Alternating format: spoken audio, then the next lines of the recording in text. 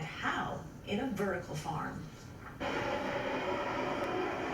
It's not the most obvious place for a farm, but take a look inside this former paintball arena in Newark. You won't see acres of farmland, but towers. It's what's known as a vertical farm. We define it as multiple levels of growing, one level on top of the other, approximately every 3 feet. The system behind us is 20 feet high, and it has 7 levels of growing.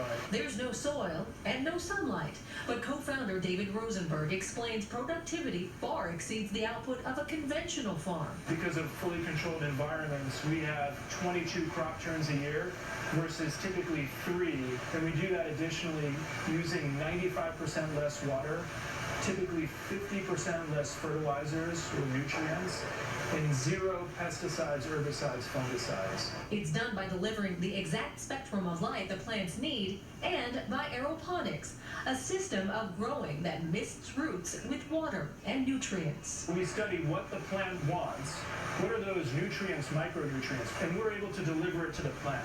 Seeds are germinated on a reusable cloth that co-founder Mark Oshima tells us has been specifically created as the optimum growing medium for this type of farming. Here we're using 100% recycled plastic.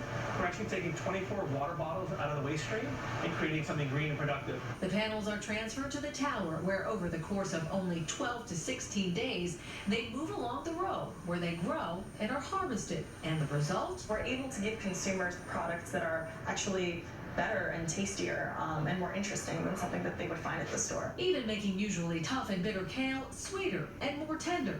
Alina Zolotarova is a registered dietitian and marketing manager. Right now, we are selling out, and we have more demand than we have supply. Right now, AeroFarms is growing more than 10 varieties of baby leafy greens such as romaine, arugula, and watercress, with major plans for expansion.